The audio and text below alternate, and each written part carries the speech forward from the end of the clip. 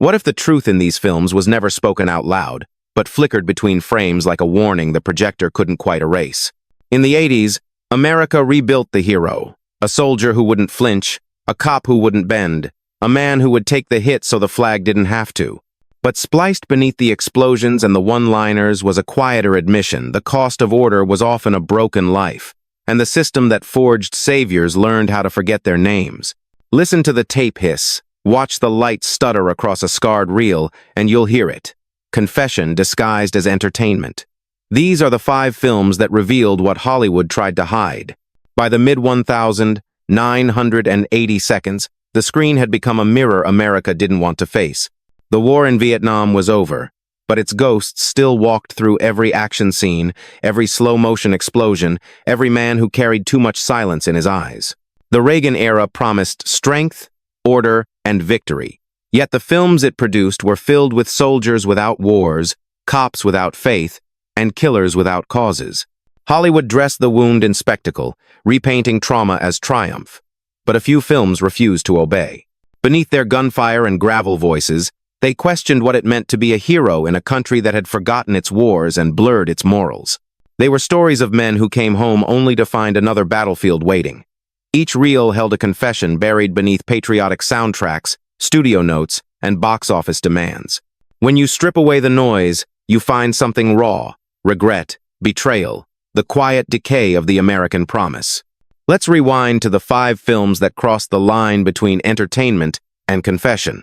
Film 1, Eye of the Tiger, 1986. He came home from one war only to start another.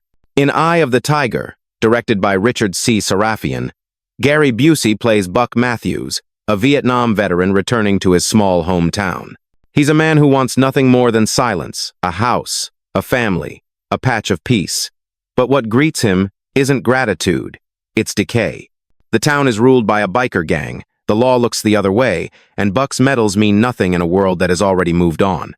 On the surface, it's a revenge thriller.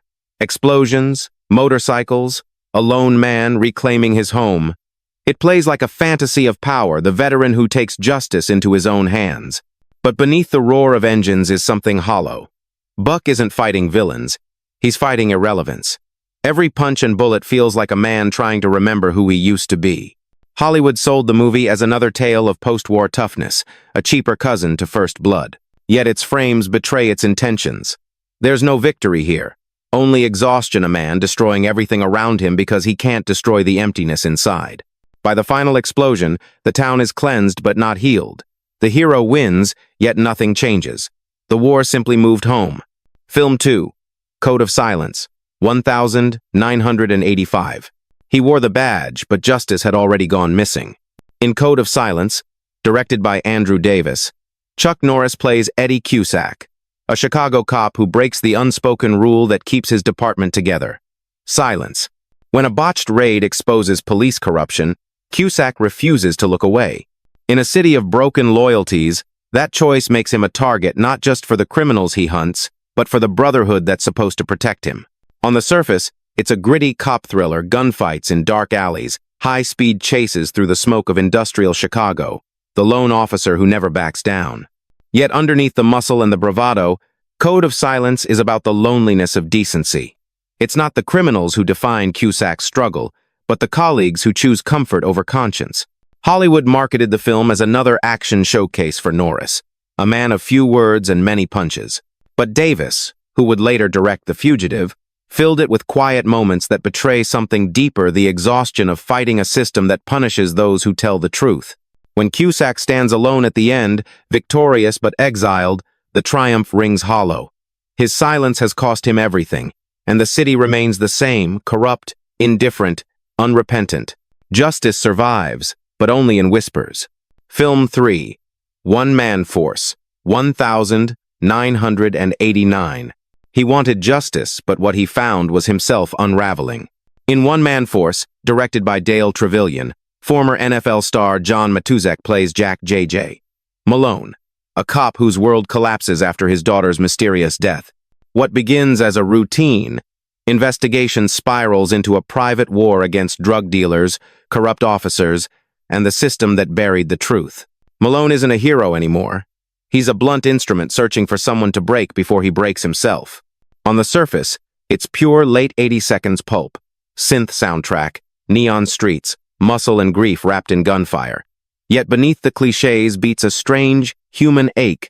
Matushak, once a real-life sports icon, plays Malone as a man cracking under the weight of both grief and masculinity, the same myth Hollywood spent a decade worshipping. Each fight scene feels less like vengeance and more like confession, as if he's punching through the illusion that strength can erase loss. The production was cheap, the editing rough, but there's a ghost in the film, the sense that the actor and his character share the same implosion. The real man died not long after, and one-man force became an accidental eulogy, a portrait of what happens when pain becomes performance. By the end, Malone stands over the wreckage he created, breathing hard, alone. The force he unleashed wasn't justice, it was grief with a badge. Film 4. Final Mission. 1984. He was trained to survive the jungle, but not the silence that followed. In Final Mission, directed by Cirio H. Santiago, Richard Young plays Vince Deacon, a Vietnam veteran living deep in the woods, far from the world he no longer trusts. When the government that once owned his loyalty sends a squad to eliminate him, the war he tried to forget comes roaring back. The film begins as a low-budget chase, but underneath the explosions and gunfire, it becomes something far more intimate, a soldier fighting ghosts that no one else can see. On the surface, Final Mission looks like a First Blood echo, the lone warrior hunted by his own side. Yet Santiago, working far from Hollywood's polish, leaves the edges raw. The violence feels handmade, unglamorous. Deacon isn't a myth. He's a leftover, a man still obeying orders that no longer exist. The jungle, shot with eerie stillness, becomes both his prison and his confession booth. The movie ends where it began, in isolation. The soldiers who come for him fall, but victory tastes like ash. There's no redemption for a man whose only skill is survival. The title says it all. Final Mission isn't about completing one last job.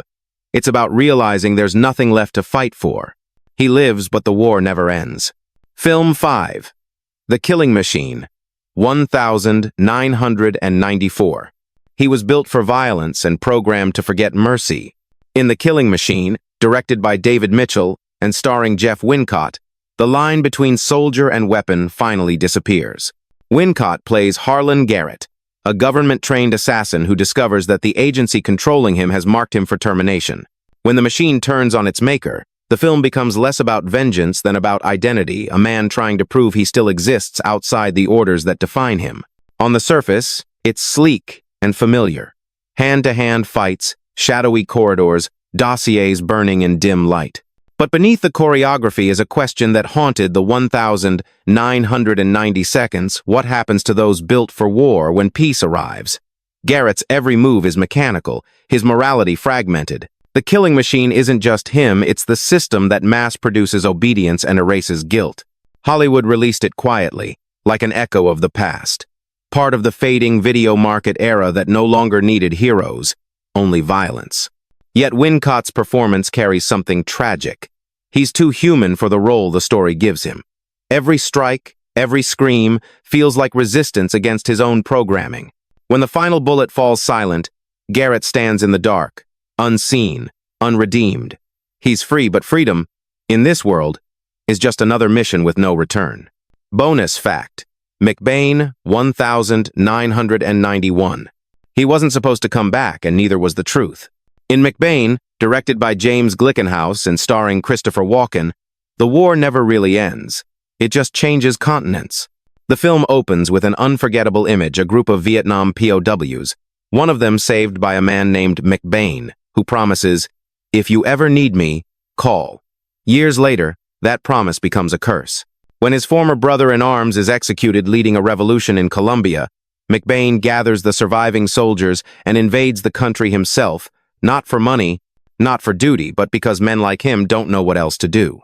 On the surface, it's the ultimate Reagan-era fantasy: American veterans rescuing a foreign nation, rewriting the defeat of Vietnam with victory abroad. But beneath the explosions and Walken's steel glare lies a different story. These men aren't saviors, they're addicts hooked on purpose, haunted by peace. Every scene feels like denial staged as heroism. The camera lingers too long on their silence between battles, as if it knows they're already ghosts. McBain was dismissed as absurd, overblown, and politically tone-deaf. Yet in hindsight, it reads like a parody that became Prophecy, a film that tried to resurrect America's warrior myth, only to expose its emptiness. Some films fail on screen, others were never even allowed to fail. By the time the credits rolled on these films, America had already changed. The wars that built its heroes were over, but the stories refused to die. On screen, the soldiers, cops, and killers kept fighting not enemies, but memory itself. Eye of the Tiger turned survival into a ghost story. Code of Silence whispered that loyalty could be corruption. One man force showed grief wearing a badge. Final Mission buried the hero in his own jungle, and The Killing Machine asked what happens when a weapon starts to dream. They were low budget, bruised, forgotten, yet their honesty slipped through the cracks. Each film held a piece of confession that the bigger blockbusters couldn't afford to say out loud, that the real battle wasn't against villains, but against the systems that created them. In the end, these reels blur together into one quiet revelation. The myth of the American hero was never about victory. It was about survival, about men who carried the war home and found no one waiting. Because in cinema, the real was never just the real, it was the truth hiding in plain sight. Which of these forgotten warriors still speaks to you, the soldier who came home, the cop who wouldn't stay silent, or the man who could only fight to feel alive again? Their stories may have been buried under explosions and VHS static, but their echoes remain reminders that truth never dies in the cut. It just waits for someone to rewind. If you believe that the past still flickers behind the frame, stay with us. More lost reels are waiting to be seen, more confessions hiding behind the gunfire. Real secrets, where the truth was always in the edit.